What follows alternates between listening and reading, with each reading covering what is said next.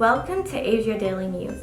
I'm Amina and today we'll be discussing climate change. As the coronavirus has enforced lockdowns across the globe, oil prices sank, businesses closed, and something as simple as going out seemed like an invitation for an unprecedented encounter with COVID-19. But perhaps there was some silver lining when it came to climate change. A new United Nations report states otherwise. While it's true that there was a temporary decline in emissions due to the worldwide lockdown and the slowdown of economic activities, but it didn't exactly tip the scales of climate change.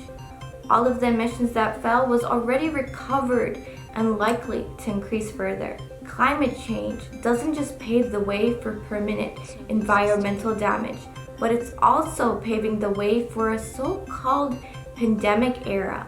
In a recent study in the journal Cell by Dr. Anthony Fauci and Dr. David Morens, both of whom are part of the U.S. National Institute of Allergy and Infectious Diseases. The study sheds light on how the impending doom of climate change, such as deforestation, urban crowding, and wet markets, is creating a perfect environment for global pandemics to thrive on. However, climate change is far more intricate than we know, as meteorologist Jeff Masters elaborates. How virus survival rate is much higher in colder atmospheres versus hot.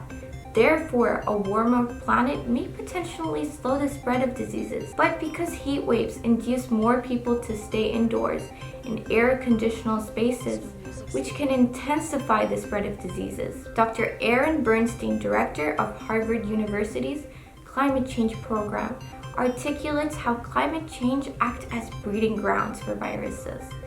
Basically, as the planet heats up to dangerously abnormal levels, animals of all sizes seek shelters in other faraway areas to avoid this heat and encounter other animals that are outside of their natural ecosystem.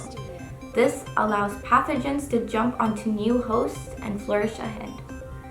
At this rate, if global pandemic continues without hitting any brakes or slowdown, by 2070, 3 billion people will be living in almost unlivable conditions with scorching heat. UN Secretary General Anthony Guterres said, "Short-term lockdowns are no substitute for the sustained climate change that is needed to enable us to meet the goals of the Paris Agreement on climate change." Thank you for listening.